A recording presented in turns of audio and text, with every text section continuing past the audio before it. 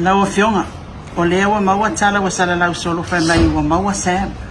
ya ele o ise fa maoninga mai a le fatu amo me lau fionga langa le fa sa tu ngi ni so fa la bla tan tangal binga la se sa no ngala fionga tu langa le ya fa stai mo le fa si fa maonia o le wa maua ya so mai sam ya man tama ta istolu lo maua ele o maua la ya tama ta ya mari na o le fa tu o se na wo mo ia malesi na tama ita isa mo to o termine na ko ina me le ma arrest mai office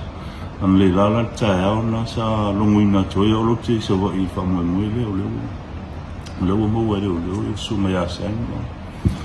ma tama ita ia to lo ma la fa so lo to ia tu la ngai tu la fo no ma na o tu la fo no te on fatin. So you say warrant of arrest in Mosa, I'm not looking Mosi le fie le se warrant of arrest, but le mal se ang o le la lo tula fo no en fa na la to sai mai fa tula fo no sa o mosi le fie le mal le tu le vanta pena ia moriang ang tanga na mori ai se amo ona ye ni si fo le mal le tu sa fa se amo il tu lang mai le interview le sa fa tino suma ya sa mi lungo o le TV na social media e la ni so le tunu una ta ua yo la to so fa so ma ya sa le fa u du me la to tang pe la na le na fa lo so so en ngal tanga lu na ye mo fa ngai le la ua o mo mai sa mi le so ye ma tu la na le la nga ye o fa tino lo o mo li ang so ma ya sa mi tu na tu lu mo le function to mai pasea all related to the hit and run le yes tam tikinang malu tu ye no to le interview sam fa pe o yesa ilu ngole no fanga sa tu por fa la vere ma le interview na sam le ta wengo isi tanga ta ye fa pe na ye termina na ye va ye le na ye mo se fo isi tu in ho pe na nga il fa le o nisi fo li fai pule ta ua ini si o fam talanga ia mau me umana sa o yesu su nga leo sa fa tino o ma su nga leo ia martulanga na ele fai tele no tali tu langa le ono le la fa nga yo mi tu na tu lu mo fam sinu ia fam sinu nga foi la mai le ilo ma ton mo nem ta u fai lo me la mi ton o te lo o le va foi ona sala lau le nem ta u ko mo o pena fai lang mo se foi i tu lang le interview le se fa tino suma ya se ya pa wan me fia famani no fia fai lo o ma to ye ngun mu ta ya tu la fu ele me se tu lang ho fa pe o ma to se ta ya lang fu fa va tu la fu no le mo te mu ta ya o le tu lang ho na lo wa ma o me suma ya se ya ma ta ma ta ile so ma fa ma fa fu na sa a video le so o ne se me tu la me ya se be se me yo no fa pe fa tino ni si fa ma lima ko ni si tu lang ho pe na ya se ma na te mai tai o mo mai ai fa tino pe ya tu lang o le au la pe tu la fo mo io na tu na tu lu mo fam sino ona na mo dia le ono mo dia is it defamation basis mo dia ese mai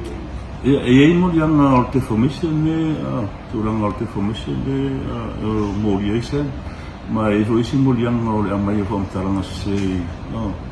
ele mtanga me mana la ilo te mine fatino mo hiso ma e ma le fe mo mulianga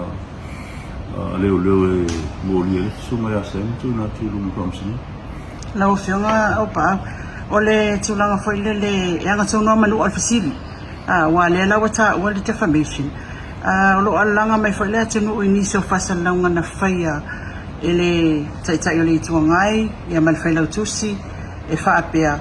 o lo ta wa mtanga lengo leo na abatu na wo fionga sam tananga o mai le fali tu wa ele fa pe mai o wa ele na mali wa ia tu o na lawa le mafai ona no fono fol fali tu wa ma ile fa na la sa sa no nga la wo fionga o se te le o se fa le anga le so fa mtanga lengo la wo fionga tu langa le ia o le tu langa na te lo mai ava no tale tu le fa tananga mo sa ma fa tananga mo suma ya la ia ona ele yo mai se fa o mo se fa se ha pe na i me tanga lu o te loa o le sa una hol fal tu ia vai le tulanga na ia mar tulanga hol na sa fa ilo ele mo fa o tali atu ia tulanga na ona ele io o mai fal tu ma tana no na tulanga mai o te lo fake pictures ia le fa nga me tanga tani ia fu le fa ilo mai tulanga ia le fa mauni mai fenta hol na ma tali atu tulanga na ka fa pe oni fake pictures ia fa nga mai ila tungi o so fa ia faltua ho ia vele ia mala ho itu ale tulanga male ale na ole tulanga nei le in ta upu nei ai ile mato wa ia ngabe mato ia lai mul ta ia tulafon o me ho na mato tele I fa pian mato so na na we sa fa tino mato ngabe ia ma fa sala la wat fo itu ile mai so soani al malula tu e mato tele o ngau ya e ui lava ina o tele ho tala o fa sea man tanga luenga ma la lau mai foi ono o miso fam talanga na fa tino suma ya sa mi lumole ole social media e tua ia tanga ia mato tele una tu la pa me mato ia fa tino ngaluenga ma tu la fo ia usta ia tula fono lim tata ina ia matou ngalu fai mo le mala lama le tulu o le tulanga na mawaisa nga le wa we foi nisio fa salonga fa pena saval val mai asa mi il to mtanga wenga la le sa ol tulanga le ile so fa mo le au pa ia ole suma sa nga long mai we na long mato we le pena ko mai il fona fleu I fo lo te o motinola I ko la tulanga na I fo fleu ia sa ia mai la ua I no mai tai to o lana le term fa nga ma le I se o lana le term fa nga le ko nga po mai sa ole ole so se na luenga tanga bin e fai ia so nga ia lava mo a lava lo mo ele tau apala ia la se warrant of arrest mai lumo ole e mai functional. Or we can still use the word arrest in Macau. Yeah, you can still use the word arrest. Ko lo detain mai ko. Langa le wa ye le tangi wata. Langa lo wa ye tangi wata. Le langa fai ye su nga leo. Na la wala vai ma wo leo fai no mo li su mai asa. E pela o tulanga I te formation. Ai mo se la fio la lo ye tula fon. E o mal se amo leo fai no la to sai ya mai se. Na te solia se soli tula fono o lona fasalanga e tolu masina malungat ele mfaila ona sai mele o leo se tangata na te solia se soli nga tula fono I lalo mai o tolu masina so tulanga lana a pela tulanga pena I lalo tula fono e solia se lona e fa sa mani lan feno o moliam ai o le malisi anga le malisi anga na e lalo le Criminal Procedure Act lo apsu le malisi anga na vai anga lo su I va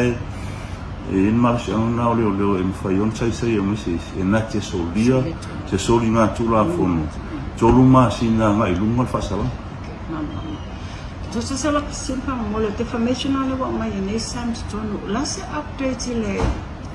ile tusi complain fale tua wa ele wa le no o mai na tusi pa sanga I o le la wo ka mai ia sami lungo le information for defamatory information ala se updates la wa ia le so ile pa sanga wa le o facial fale tua wa ele pa sanga ya tu le epa ma le ala de sei no la has tu na fina mai se update o le tu langa de pa mai Ne fai Paulo ben long mai o la usuba ang so o pages ia na refer mai le facial for tuon be fake pages uma ele mas se page fa mau ni o le am sta ta sa o le o ma ia page mai fenta ho lan tanga bon sai ia ai pe o turanga le ia si toinga te formation ia mai o mo ia nga o mo fo mo pu sa o ma ia eu foring watu le malule ko sa ma u foring ngam fai mai o kam talanga I lunga la I lunga fia ko e o no le tulanga voi le issue ai lunga fam sino o identification o ka ye ku fake pictures we have to prove e ka una prove le o ka ka kongu le o ngā page le al whenkanga ngā ruenga na tāna runga le temi le i kulanga i fake pictures e whaunga ni lunga i social media. Ana matumata i video nga mai whalatua. Le o le ngā mai o ngā lofi whai la lor panga su e o le anga i o tere o rola po le meu o koe o le mātou ai process. A whapea e whaiso su e ngā leo leo e le lawa ni mau e informe le le complaint. Sa e rai a mai te tonu whatano i pe ape ko i se tusi e informe le e le sa tangi e tu sai me se mta ku ko fa u me san tangi mta La custody ia fungi ia sama mai ka i ko. le tangi nei le fa u ia le fa tano nga re o Ia no custody bene. ma e ono e tu rang fa pena pa te le i to e mo me se update foi la au su Taina o fiona.